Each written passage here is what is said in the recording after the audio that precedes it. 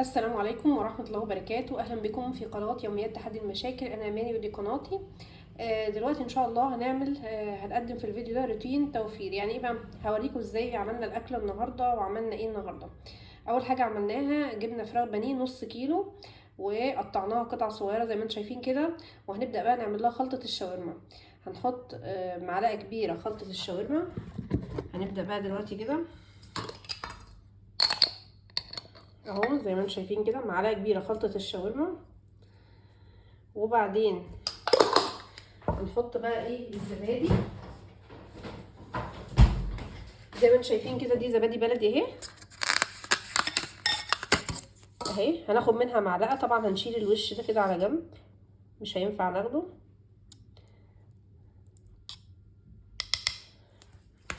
مش هناخد الوش، هنركنه. وايه هناخد من على جنب كده ايه معلقه زبادي اهي.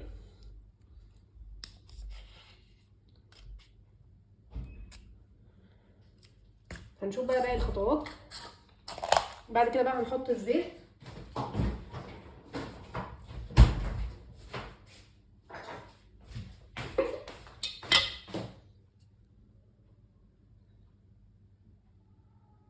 زي ما انتم شايفين كده اهو معلقه اتنين، هنحط معلقتين زيت وخلاص على كده. وهنقلب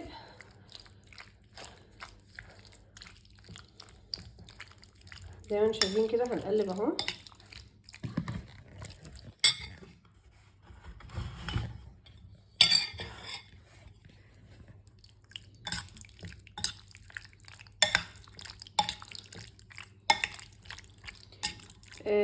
كده بقى الخلطه بقت جاهزه عندي اهو. هنقلب كويس. هتتساب قد ايه؟ اقل حاجه نسيبها كده في الخلطه نص ساعه، نص ساعه عشان تاخد الطعم الحلو اهو. عشان طعمها يبقى حلو لازم نسيبها على الاقل نص ساعه. وبعدين بقى هنشوف هنعمل ايه. زي ما انتم شايفين كده عملنا ايه. جبنا حله سخناها كويس جدا على النار وحطينا فيها 4 معالق زيت، وبعدين نزلنا فيها بالشاورما نديها صدمه، وبعدين نسيبها كده لما المسام تتقفل، وبعدين هنقلبها الجنب التاني، وبعدين هنحط لها نص كوبايه ميه، وبعدين هنسيبها بقى تستوي وهنغطي عليها تستوي بقى على نار هاديه. وبعدين بس كده خلاص تبقى ايه استوت. الخطوه اللي بعد كده بقى عشان نعمل الشاورما، من مكونات الساندوتش بتاع الشاورما لازم يبقى فيه بطاطس جوه الساندوتش، وطبعا ناس كتيره بتحبه كده. زي ما انتم شايفين كده قطعنا شويه بطاطس محترمين كده صوابع. لا تكون رفيعه قوي ولا تخينه قوي، تبقى وسط كده. عشان هنحطها مع مكونات الساندوتش. طبعا هتقولوا لي بقى ما انتي عامله بطاطس اهو، هتقلي بطاطس اهو. طب ما هو البطاطس اسعارها غاليه. البطاطس دي كانت عندي من الاول في التربو، فقلت بقى استغلها قبل ما تبوظ. جايباها بقالها حوالي 3 اسابيع كده واسبوعين. فقلت بقى استغلها وهنعمل بيها ايه النهارده الشاورما. عايزه اقولك بقى لو هي غاليه عليكي، ممكن تجيبي من الهايبر بالقطعه. يعني ممكن تجيبي لك بطاطستين 3 تعملي بيهم الوصفه بتاع الشاورما. دي بقى فكره ذكيه. تجيبي من الهايبر، ما تجيبيش من السوق. السوق هيقول لك خدي بالكيلو، اما الهايبر هتشتري بالقطعه. تجيبي لك بطاطسايه واحده او 2 عشان السندوتشات بتاع الشاورما، وخلاص على كده. ودي برضو فكره ذكيه انك تشتري بيها بدل ما تجيبي كيلوات بمبلغ كبير. ده بقى شكل البطاطس لما اتقلت في زيت سخن جدا غزير وعميق عشان تطلع مقرمشه ولونها ذهبي كده وكلها لون واحد. هو ده السر اللي بيخلي البطاطس مقرمشه ولون ذهبي ولون واحد زي ما انتم شايفين كده، مفيش واحده فاتحه وواحده غامقه. ده بقى شكل الكابوتشا لما قطعناها. غسلناها كويس ونقعناها في خل ربع ساعه، وبعدين قطعناها قطع صغيره زي ما انتم شايفين كده. دي كابوتشايه صغيره. دلوقتي بقى هنبدا نعمل السندوتشات الشاورما. ممكن نضيف اضافات تانية جوه السندوتش. ممكن نحط بصل مقطع شرايح، ممكن نحط فلفل مقطع قطع صغيرة، ممكن نحط مخلل، ممكن نحط شبت وبقدونس، براحتك خالص الحشو. ده بقى منظر الشاورما بعد ما عملناها سندوتش. ولو عجبكم الفيديو لايك واشتراك في القناة، وشكرا جدا ليكم. خدوا لفة كده يا جماعة، اللي بيدخل القناة جديد ياخد لفة في القناة ان شاء الله هتعجبه وتنال اعجابكم. والسلام عليكم ورحمة الله وبركاته.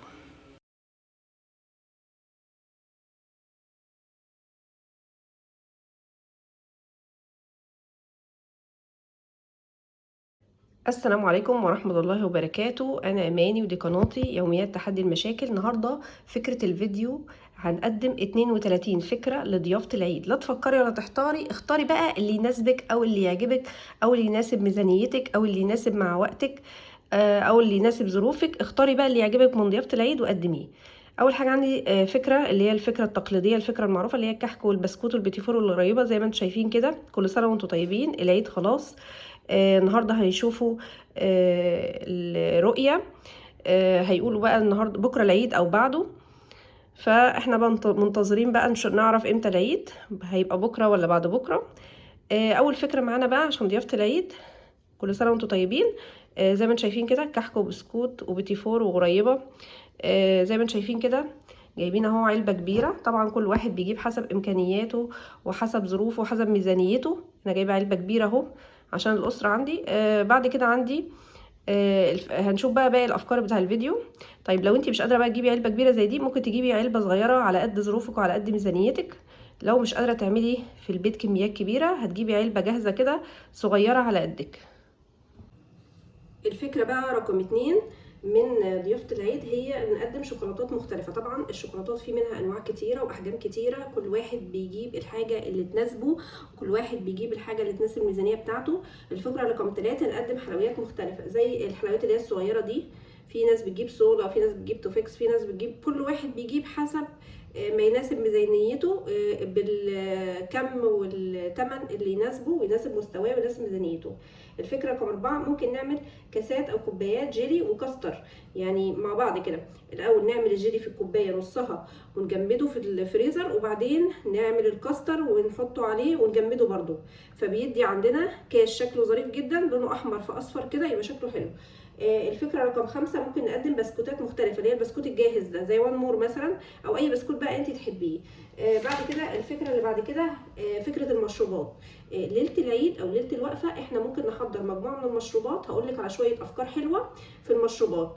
اول حاجه عندي عصير المانجا. انا عندي مثلا مانجا مخزناها، او اي عصير عندك او اي نوع فاكهه انت مخزناه ممكن تعمليه عصير مانجا. ممكن تعملي عصير فراوله، ممكن تعملي عصير فراوله باللبن. الفكره رقم 9 كده معانا عصير جوافه. الفكره رقم 10 عصير جوافه باللبن. الفكره رقم 11 عصير فراوله وموز مع بعض. الفكره رقم 12 عصير موز باللبن. الفكره رقم 13 عصير مانجا وفراوله وموز، يبقى كوكتيل كده مع بعضه. الفكره رقم 14 ممكن نعمل كوبايات كده عصير فراوله ونحط فيها قطع موز. الفكره رقم 15 ممكن نعمل كوبايات عصير فراوله وفيها قطع تفاح، او نعمل كوكتيل ما بينهم، نعمل كوبايه عصير فراوله وفيها قطع موز وقطع تفاح. الفكره رقم 16 او 17 نعمل عصير كركديه. برضو الحاجات اللي انا بقول لك عليها دي انت تعمليها وتحضريها ليله الوقفه او ليله العيد. اول ما يقولوا بكره العيد قبلها بقى بيوم، اللي هو اليوم اللي بنشوف فيه الرؤيه ده، نعمل فيه الحاجات ديت اللي هو قبل العيد بيوم. بعد كده عندي الفكره رقم 18 عصير كركديه وتمر هندي. كوكتيل كده مشكل مع بعضه اللي هو تمر هندي وكركديه، ونخليه بسكر زي ما انت عايزه. بعد كده عندي الفكره اللي بعد كده تحضير السلطات. في عندنا انواع سلطات مختلفه، حضري واختاري اللي يعجبك. هقول لك على شويه افكار حلوه ممكن تحضري منها شويه منها، او تاخدي فكره منها او تاخدي فكرتين. خدي اللي يعجبك واختاري اللي يعجبك حسب مستواكي وحسب ميزانيتك. اول حاجه عندي سلطه الطحينه. دي بقى بتتكون من ايه؟ ممكن تعمليها في البيت او تجيبيها جاهزه. لو انت عندك امكانيات تسمح ان انت تجيبيها جاهزه هاتيها، وربنا يوسع عليكي كمان وكمان وربنا يزيدك. اما لو امكانياتك ما تسمحش ان انت تجيبي جاهز، عايزه تعمليها في البيت، هقول لك بقى دلوقتي مقاديرها. اول حاجه عندي كوبايه سمسم، كوبايه زيت، معلقه دقيق، وهنضرب ده كله بالهاند بلندر او في الخلاط عادي. ممكن تحطي معلقه فول سوداني او لا، دي اختياريه. معلقه الفول السوداني دي وظيفتها ايه؟ بتخليه ما ينزلش لتحت القوام. بعد كده عندي هو ده سر عدم نزول الطحينه للقاع البرطمان لما بنحطها فيه. الفكره اللي بعد كده اللي هي الفكره رقم 19 او 20 سلطه الدقوس. لو انت ما بتعرفيش تحضريها ونفسك تستكشفيها وتعرفي هي بتتعمل ازاي، خشي على اي فيديو من فيديوهات القناه او اي فيديو من فيديوهات على اليوتيوب واكتبي كده سلطه الدقوس، هتطلع لك الطريقه والمكونات. طبعا سهله جدا، بتتعمل من طماطم وخضره، سهله جدا. بعد كده عندي سلطه التفاح. سلطه التفاح عباره عن ايه؟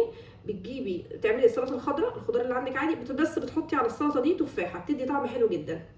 ممكن تعملي الفكره رقم 21 ان انت تعملي نوع سلطه، سلطه خضراء عادي جدا وتحطي عليها ذره حلوه، او تعملي مزيج من التفاح والذره الحلوه مع السلطه الخضراء، بيدي طعم تحفه خرافه روعه جدا. الفكره رقم 23 سلطه الرنجه. طبعا زي ما انتم عارفين بنخلط ربع كيلو بصل مع نص كيلو طماطم، بنخلط ده كله في الكبه ونحط عليهم الرنجه او الفسيخ. يعني نعمل الفكره رقم 22 سلطه رنجه او سلطه فسيخ. عندك رنجه حطي، عندك فسيخ حطي كله في الكبه بيتضرب مع بعضه. بعد كده عندي تحضير المقرمشات، فكره رقم 25. تحضير المقرمشات ممكن تخشي على اي فيديوهات اليوتيوب وتعملي لهم احلى مقرمشات، بتبقى عجينه وبتتفرد كده بالنشابه وبتتقطع كده اشكال مثلثات بقى، بتقطع اي شكل يعجبك وتعمليها لهم وتقليها لهم في الزيت عادي جدا. ممكن تعملي الفكره رقم 27 فشار، الفكره رقم 28 فنكوش، الفكره رقم 29 في عندي نوعين من الفنكوش، فنكوش ساده او فنكوش ملون. تعملي لهم اي نوع من المقرمشات دي قبلها بيوم وتحطها لهم كده في اكياس شفافه شكلها حلو وتديها لهم يوم العيد، يبقى كيس كده فيه حاجات حلوه بمناسبه العيد او بمناسبه فرحه العيد. تعملي لهم بقى فشار فنكوش اللي هو كيس كده فيه مقرمشات او دريتوز. ممكن تحضري الترمس بيتعمل ازاي لو انتوا ما تعرفوش او اللي بيتفرج عليه ما يعرفش. بننقعه من بالليل، ده الترمس الحلو، بننقعه من بالليل 12 ساعه وبعدين تاني يوم بنعمله، او تنقعيه من الصبح وتعمليه بالليل. فكره النقع دي بتعمل ايه؟ بتخليه ينفش كده معاكي ويستوي بسرعه. الفكره رقم الفكره اللي بعد كده يعني هنعمل نفس الكلام مع الحمص، هننقعه من بالليل او من الصبح ونعمله بالليل، يعني بيتنقع 12 ساعه وبنعمل بعد كده بنسلقه. بعد كده بنحط عليه ملح فلفل شويه شطه كده لو بتحبوا، يبقى ده برده طبق من الاطباق بتاع العيد. الحاجات دي بقى اللي انا بقولك عليها دي افكار، اختاري اللي يعجبك منها وايه ممكن تعمليه ليله العيد عشان يبقى جاهز معاكي في العيد. ليه بقى بنقول الافكار دي وعمالين نتكلم كده وافكار وتحضري ومش عارف ايه؟ علشان سهل عليكي يوم العيد تفرحي وتستمتعي وتنبسطي زي كل الاطفال وكل الناس ما بتنبسط، بدل ما الست تبقى واقفه تعبانه ومجهده يوم العيد والعيد ده بالنسبه لها شقاء. لا، احنا نعمل الحاجات دي من قبلها بيوم ونحضرها ونخليها كده جاهزه في الثلاجه او في المطبخ معانا، اللي هي المقرمشات والتسالي بتاع العيال دي، ونبقى قاعدين مستمتعين بالعيد معاهم. الفكره اللي بعد كده ممكن نعمل كاسات كيكه. نعمل كيكايه عادي جدا في صينيه سواء فانيليا او شوكولاته، كيكه عاديه جدا، ونمسكها نقطعها خرط، والخرط دي نقطعها كده لطبقات. نمسك بقى نجيب كاسات او بولات ونحط طبقه كيكه وبعدين نسقيها بعسل خفيف كده. العسل ده عباره عن ايه؟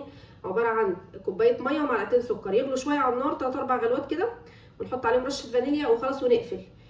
فنسقي بقى الكيكه بالعسل دوت، وبعدين نحط عليها طبقه صوص شوكولاته. صوص الشوكولاته بيتكون من ايه؟ نجيب باكت شوكولاته كده ونحط عليه ربع كوبايه لبن على نار هاديه لحد ما يسيح كده معانا، ونحط بقى صوص الشوكولاته ده بعد ما نسقي بالعسل. طبعا ما نغرقش عسل كتير عشان ما تتفتفتش وتتهري معانا، نحط عسل كده ايه شويه صغيرين، وبعدين نحط عليه صوص الشوكولاته، وبعدين نحط طبقه كريم شانتيه. لو ما عندكيش كريم شانتيه عادي اعمليها من غير كريم شانتيه.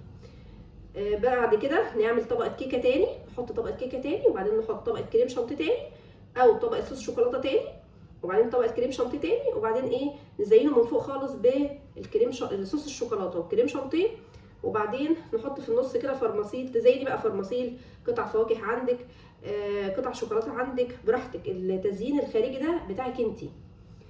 بعد كده عندي ممكن نعمل تورتايه لو احنا عندنا المقدره الماديه نعمل كده. دي الفكره رقم 32. ممكن نعمل تورتايه لو احنا عندنا المقدره الماديه. طب ما عندناش المقدره الماديه ممكن نعملها في البيت لو احنا بنعرف. طب لو ما بنعرفش ممكن نعمل صينيه جاتو شاتو، برضو بتقضي نفس الغرض، ونزينها كده من فوق كانها تورتايه بالظبط، ونعمل حفله العيد او نعملها يوم العيد نفرح بيها الولاد.